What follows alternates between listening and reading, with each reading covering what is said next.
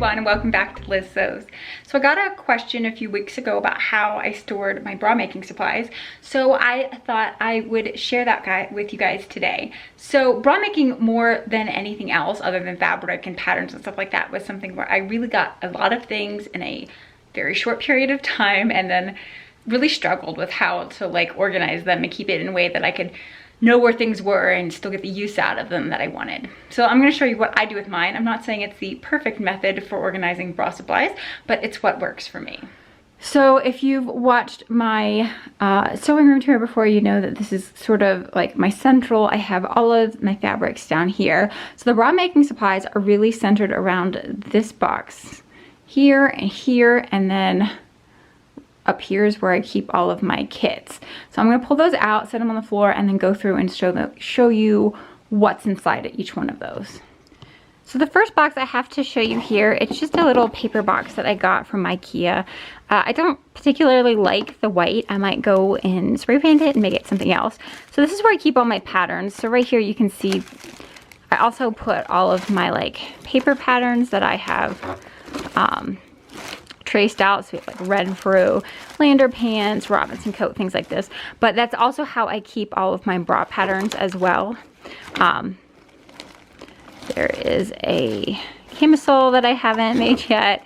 So I will cut out all my pattern pieces that I want, and then I just put them into a plastic baggie like this. And with bras in particular, I will write the size that I've made. So like 38D, and then what materials I've made it out of. So like pink lace. So that way, if I'm wearing my pink lace bra and I'm like, you know what, this is really, really comfortable, I can go back and reference it when I'm making the pattern again, and I know which one was the one that fit really well, because I'll be like, oh, this is the size that I made that out of. So those are all the patterns. And then, so the next thing I do is the last few months aside, I don't really buy kits that frequently because I find them really expensive. But what I end up doing is making kits myself. So when I get lace in, I combine it with the wire and the elastics that I want to go with it, and I put it all in a little bag. I didn't used to do this, and what would happen is I would go to, you know, pick out some lace that I wanted to make something with, and then realize that the elastics that I bought for it, I had used somewhere else and I didn't realize it. So this way it makes sure that I keep all of the intended things together. So here you can see here's an ivory one, here's a nice green one. I decided to use nude elastics with this. And then so I also put the wires in there as well. I don't know if you can tell. Yeah, there's a pair of wires right here. Again, that's because I had run into an issue where I wanted to go make something and then I didn't have any wires. So I make sure that I include a pair of wires in each of my sort of like kits so that I am ready to go. And I have everything I need in one place. Oh, this one, I just picked this up a few weeks ago from Libel Sewing, I think it was. I just think this lace is really, really pretty. So I am excited for that one. But yeah, so whatever I don't know what I want to make, I just come into here and grab a kit that's already put together for me. I've done all of the legwork in terms of like finding all the pieces and the colors that I want to go together. So I find that making kits for myself is just an easy way to organize things. And then for some items like this, I have all of the elastics that I want. So straps and lower band, upper band, channeling, and hook and eye, but I don't have anything to go with them. I will kit those up as well, just so they are all together in one place. So the next box over kind of looks like a mess, but this is where I keep all of the elastics. And again, this sort of like bag method is continued here. So I have them all bagged up by type. So here we have, it looks like upper band elastics, underwire channeling, strap elastic, and then anytime that I like salvage a strap from a bra, I'll put it back in here even with the findings are still on it, just to keep all that strap elastic in one place. I've got hooks and eyes. What else do we have in here? So this is my like scrap bin. So whenever I'm making a bra and I just have a little bits and pieces left over, it goes into this bag. And then when I'm testing out a bra, testing out a pattern for like its size or something like that, I will just use my scrap elastics to make it, and I can like daisy chain multiple lengths of it together to get what I need. It's just because if I'm testing it out, I don't necessarily need it to look perfect, but this is that way I'm not using up anything that could be used for a much nicer bra. So I have, these are all my fold over elastics. So you can see at one point I was winding stuff up very, very carefully and pinning it in place, but quite honestly, it always got messed up when I went to go use it. So lately I've just been shoving it back in the bag. I have, these are all like my wider band elastics. So these can go for like underwear, or as well as like the bottom band of a like a sportier style bra. Here I have all of my like skinny lace, and this is generally used for finishing off underwear. Most of this stuff came in the Beware mystery boxes because I've never bought this lace myself, but I actually really like it. I made a couple of pairs of underwear using this lace, and I do think it's a nice method for finishing off underwear, and it definitely doesn't give you nearly as much of like visible panty line. So I definitely want to get some more of this in the future.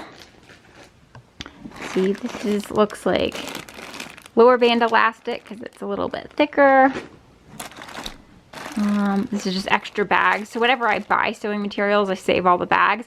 So these are all reused. I don't, you know, I just try to find a way to reuse everything because I don't love the idea of throwing away so much plastic. So I keep all of the bags.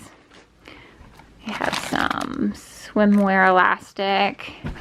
We've got, this looks like upper edge, so like piping elastic and ribbons and bows and stuff like that. This is all skinny elastic, which I don't use fairly often, but sometimes I use it in bralettes and stuff like that. Bra. And let's see, this looks like more decorative neckline elastic. And then also back here I have, these are the kits that I've used from Emerald Erin. And so I've made all these bras, but I have a pretty significant amount of fabric left over. So I went back and purchased another set of findings for them so they can make, you can get 2 bras out of each of these kits. So those are just sitting in here.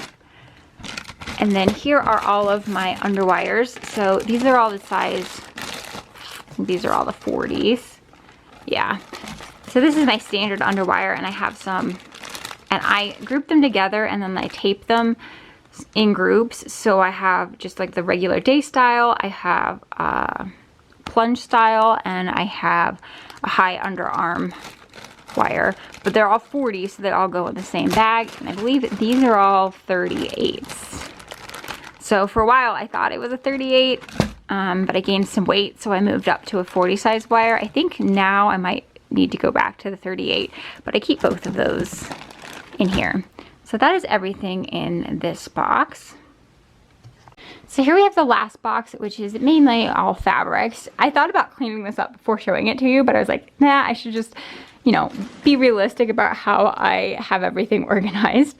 So these are organized again by type of fabric. So this bag here, I believe, is all power net. So stuff that can be used for the back band that's a little bit thicker and sturdier.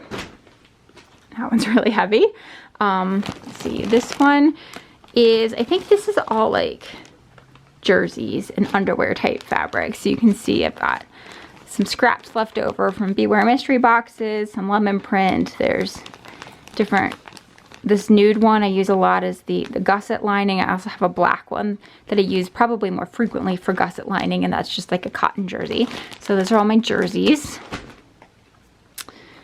And this bag is all of my micro meshes. So this is a much lighter weight mesh material than what I would use for the back band. So the micro meshes I used a lot when I first started in bra making, but I don't use them very much anymore just because they don't give you a whole lot of structure and stability, but I still keep them around because you can still use them for lining and things like that. This one is all cup lining material, I believe. So sheer cup lining in various colors. And then we have, this is all bra tulle. I don't have a whole lot of bra tulle because it is not my favorite thing to work with. Again, you can see this gray stuff came in a mystery box. There's some bee bra tulle left over from an Emerald Erin kit, and then just some solid color ones as well. And then I have 2 bags of laces. I generally differentiate them in 2 ways. So this one is more like leftover laces. So laces where I've already made a full bra out of it, and I'm thinking I might be able to get like an upper cut piece or something like that. I also have Duoplex in here, so any leftover scraps of Duoplex gets put in here. So these are things where I don't think I can make a full bra out of any of it, but there's enough there that I could, if I piece things together, I can make a bra. So this is what I grab for, again, when I'm doing tester versions, because it doesn't necessarily all have to match, all have to be the same fabric, but I wanna make sure I'm using fabric that's representative of what the final bra will be. So if I wanna make it a lace bra, I test it out in these lace scraps. And then the final bag here I have is full lengths of lace. So laces that I have a full length of and can make a full bra out of. So lots of different options there. So, and these are, again, are things that I haven't kitted up. So it's a little bit embarrassing how much lace I see in here. This is absolutely full.